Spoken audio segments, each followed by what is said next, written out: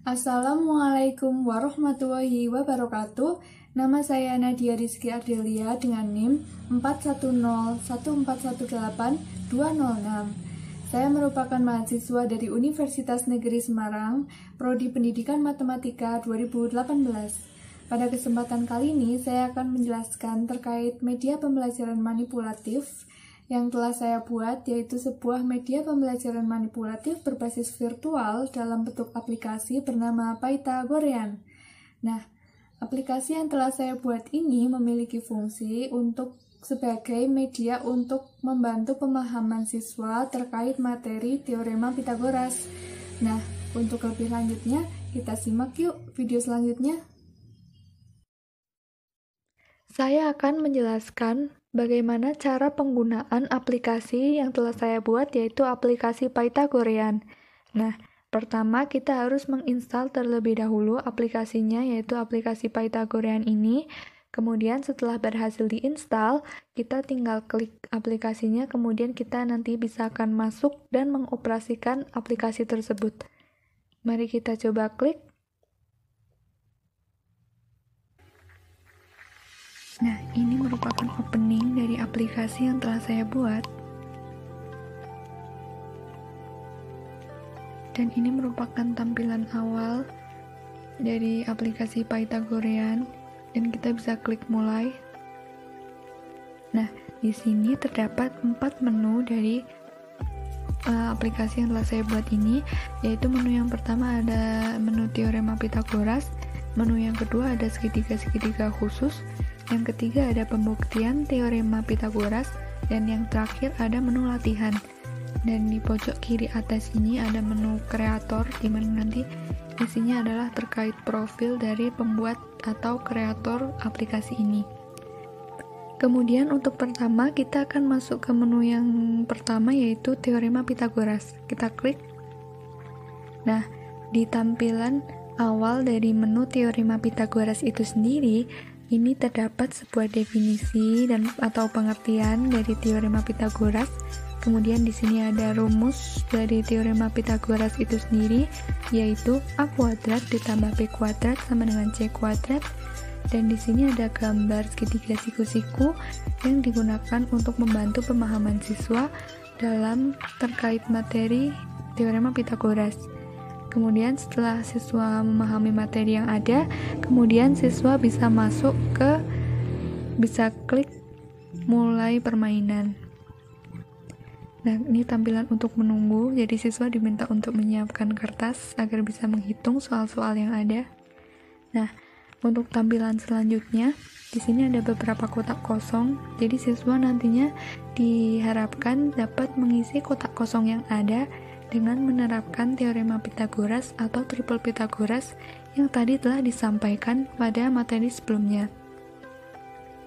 Jadi, untuk penjelasannya ini baris pertama atau baris yang paling awal itu merupakan alas dari segitiga, kemudian yang tengah ini merupakan tinggi segitiga, dan yang paling akhir adalah sisi miring segitiga. Jadi, siswa diminta untuk melengkapi kotak kosong yang ada. Kita bisa coba mengisikannya.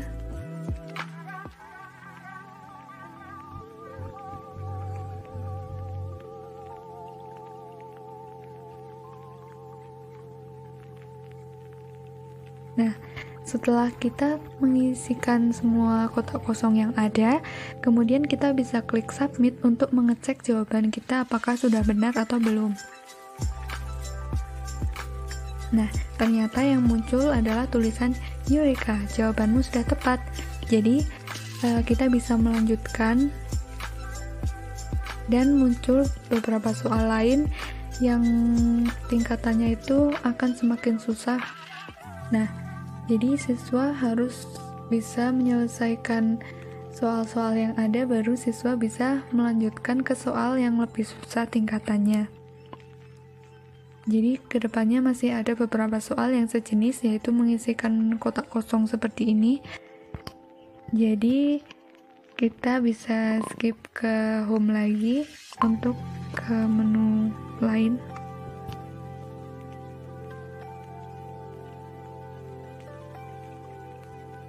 Nah, untuk menu yang selanjutnya, kita akan memilih menu yang kedua, yaitu menu segitiga khusus. Kita bisa klik, dan ini merupakan tampilan awal dari menu segitiga khusus, di mana ada jenis segitiga siku-siku. Yang pertama yaitu ada segitiga siku-siku sama kaki, di mana di sini itu sudah ada penjelasannya secara singkat. Kemudian ada pembuktian panjang sisi miring AC, dan ada gambar untuk membantu pemahaman siswa, dan yang terakhir ada perbandingan sisi-sisi pada segitiga siku-siku sama kaki ini. Kemudian setelah memahami materi yang ada, kita bisa next ke materi selanjutnya. Dan untuk tampilan yang kedua ini ada jenis segitiga siku-siku dengan sudut 30 derajat, 90 derajat, dan 60 derajat. Ini ada penjelasannya secara singkat seperti tadi. Dan di sini juga ada pembuktian untuk mencari panjang AC. Kemudian ada perbandingan segitiga siku-siku dengan sudut yang diketahui. Dan setelah siswa bisa memahami dua materi tadi, siswa bisa lanjut untuk mulai mengerjakan soal-soal yang ada dengan mengklik mulai permainan. Nah, kita menunggu.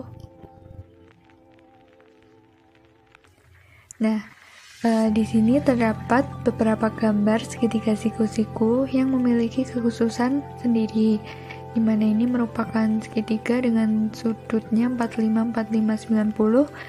Ini segitiga siku-siku dengan sudut 30, 60, dan 90, dan yang ini adalah segitiga siku-siku pada umumnya. Pada soal ini, siswa itu diharapkan dapat memilih segitiga yang memiliki panjang sisi miring 20 cm. Nah, jadi siswa bisa mengklik atau memilih segitiga yang memiliki panjangnya 20 cm. Jadi, siswa benar-benar harus menghitung segitiga mana yang memiliki ukuran sisi miringnya 20 cm. Misalkan, siswa baru memilih satu gambar ini, kemudian sudah klik submit, dan ternyata jawabannya masih kurang tepat, maka siswa diminta untuk mencoba lagi sampai mendapat jawaban yang tepat dan agar bisa lanjut ke soal yang berikutnya. Nah, misal untuk jawaban pada soal ini adalah segitiga biru dan segitiga oranye, maka bisa kita submit, dan Eureka, jawabanmu sudah tepat, dan kita bisa lanjut ke soal yang berikutnya. Nah, ini juga masih sama tipe soalnya, yaitu kita memilih segitiga yang memiliki nilai X yang sama. Jadi siswa harus mencari terlebih dahulu nilai XX yang ada pada gambar ini, baru bisa next ke soal selanjutnya. Misal jawaban yang benar ini adalah segitiga pink dan segitiga hijau. Kita submit dan lanjutkan. Nah, untuk soal berikutnya ini ada soal dengan tipe soal untuk mengisi kotak kosong. Jadi siswa harus menghitung terlebih dahulu panjang AC yang ditanyakan dan mengetahui bahwa ini merupakan segitiga dengan sudut-sudutnya adalah 45, 45, 90. Maka siswa harus memahami terlebih dahulu materi yang tadi baru bisa menjawab. Misal jawabannya adalah 26 cm. Kita submit, dan jawabannya sudah tepat. Kita lanjut lagi. Dan ini untuk soal yang terakhir, ini ada segitiga khusus 30, 60, 90. Dan ini ada jawaban benar salah. Jadi siswa diminta untuk memilih jawaban yang tepat, yaitu antara benar dan salah. Jadi berdasarkan gambar panjang dari AB adalah 6 cm, jadi siswa harus mencari panjang AB terlebih dahulu. Mungkin bisa menggunakan perbandingan yang tadi telah disajikan pada materi sebelumnya di awal. Dan misal jawabannya adalah salah. Kemudian untuk panjang dari BC-nya adalah 18 cm. dan jawabannya adalah benar. Maka kita submit, dan ya jawabannya sudah benar, kita bisa lanjut. Dan di sini ada tampilan untuk apresiasi ketika sudah berhasil mengerjakan soal, dan kemudian kita bisa klik tombol home untuk kembali ke menu utama. Nah, di sini kita kembali ke menu utama, dan kita akan masuk ke menu yang ketiga, yaitu menu pembuktian teorema Pythagoras. Kita klik. Nah, pada menu pembuktian Pythagoras ini diharapkan siswa dapat memahami langkah-langkah yang tepat dalam melakukan pembuktian teorema Pythagoras. Nah, pada tampilan awal ini siswa itu diminta untuk mengingat materi prasyarat dari teorema Pythagoras, yaitu materi luas dan keliling, segitiga, dan segi empat. Nah, di sini siswa itu diminta untuk mencocokkan gambar atau mencocokkan bangun datar yang disediakan, yaitu segitiga dan segi empat, ke dalam rumus-rumus yang ada. Misal, telah diketahui bahwa rumus luas segitiga adalah setengah alas kali tinggi, dan rumus luas persegi adalah sisi kali sisi. Kemudian kita bisa klik submit, dan ya, jawaban kita sudah benar. Bisa next. Dan di sini juga sama, yaitu untuk mencocokkan gambar. Jadi siswa itu diminta untuk mencocokkan gambar ke dalam bagian yang berwarna putih ini. Nah, di sini ada banyak segitiga, yaitu segitiga siku-siku dan segitiga sama kaki, dan tidak semuanya bisa dicocokkan ke dalam gambar yang disediakan. Misalkan, siswa menjawab 2 segitiga siku-siku dan 2 segitiga sama kaki. Kemudian kita coba submit, dan ternyata masih salah atau kurang tepat. Kemudian bisa coba lagi. Lalu siswa memilih segitiga siku-siku keempatnya. Nah, setelah itu kita klik submit, dan yap, ternyata jawabannya adalah benar.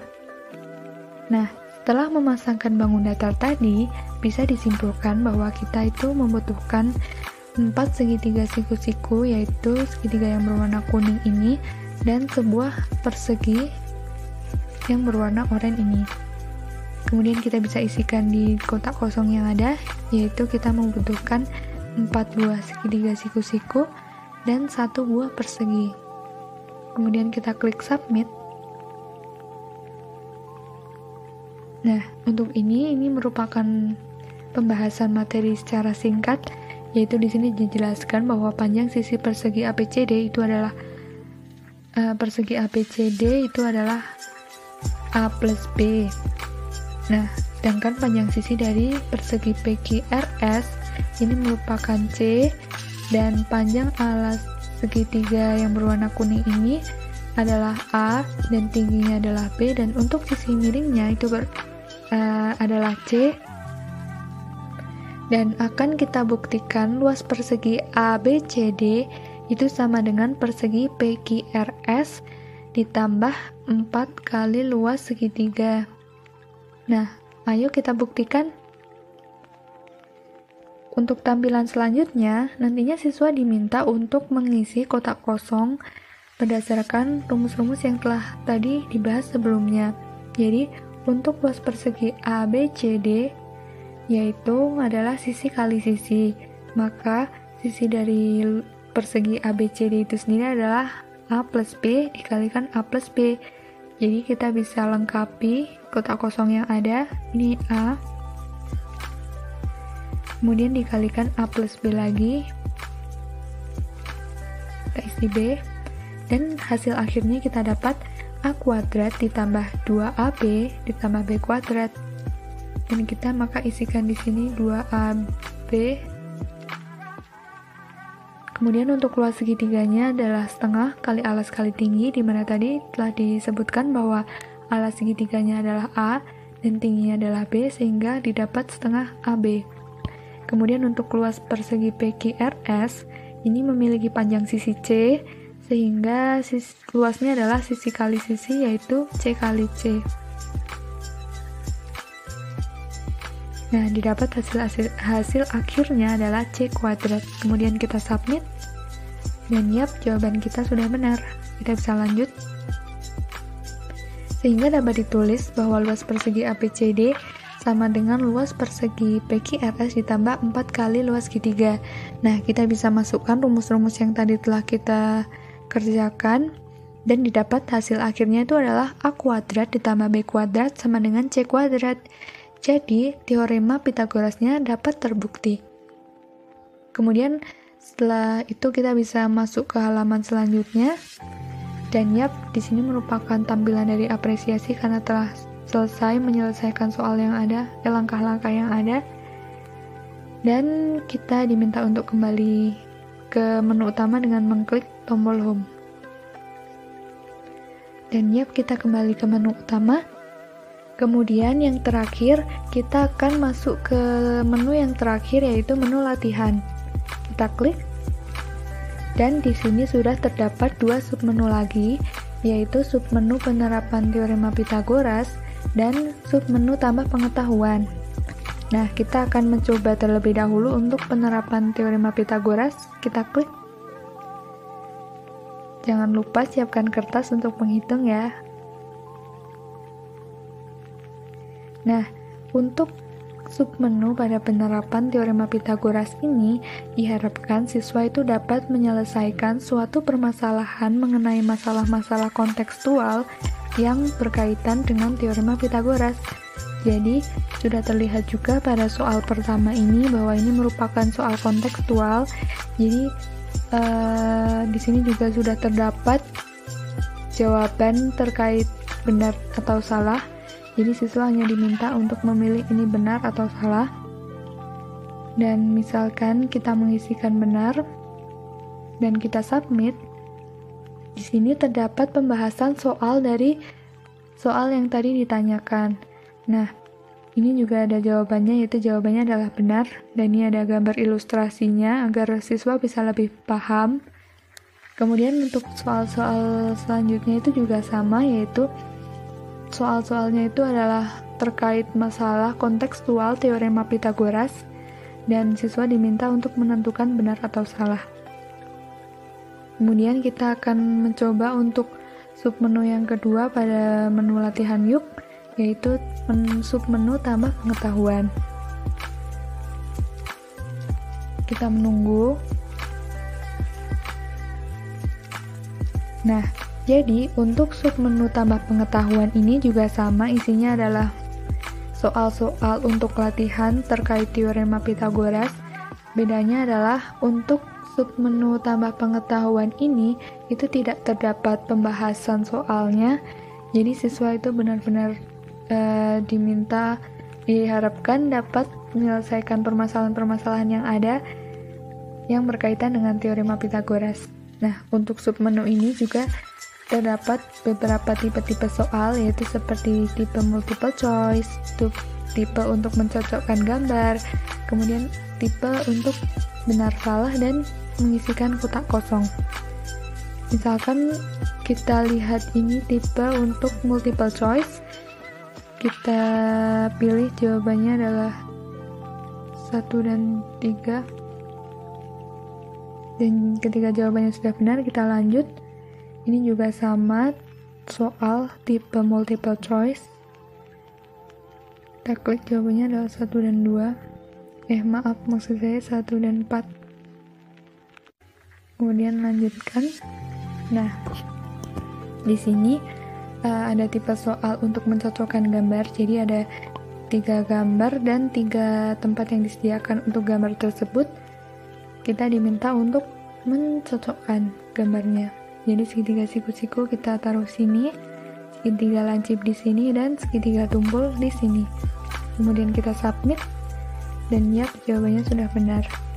Nah, soal selanjutnya ini juga ada terkait soal bangun datar, di mana kita diminta untuk mencari keliling bangun datarnya dengan menggunakan teorema Pitagoras. Kita dapat jawabannya adalah 54. Nah, kita lanjutkan. Nah, ini juga ada soal untuk mencocokkan lagi, dan soal-soal selanjutnya itu akan semakin tingkatannya semakin susah. Kemudian kita bisa kembali ke menu utama saja. Dan itulah isi dari menu-menu yang ada pada aplikasi Pythagorean. Dan untuk yang terakhir kita bisa lihat pada menu kreator, kita klik. Dan di sini ada profil dari saya sendiri, yaitu ada nama, NIM, prodi, fakultas, dan asal universitas. Nah, seperti itu. Kemudian kita bisa kembali ke home lagi. Jadi, sekian penjelasan dari saya terkait menu-menu yang ada pada aplikasi Pythagorean ini. Kemudian untuk keluar dari aplikasi ini kita bisa klik tombol kembali dan klik OK, dan kita akan kembali ke menu home pada ponsel kita. Nah, sekian presentasi yang dapat saya sampaikan. Apabila masih ada kekurangan, mohon maaf yang sebesar-besarnya, dan terima kasih atas perhatiannya. Wassalamualaikum warahmatullahi wabarakatuh.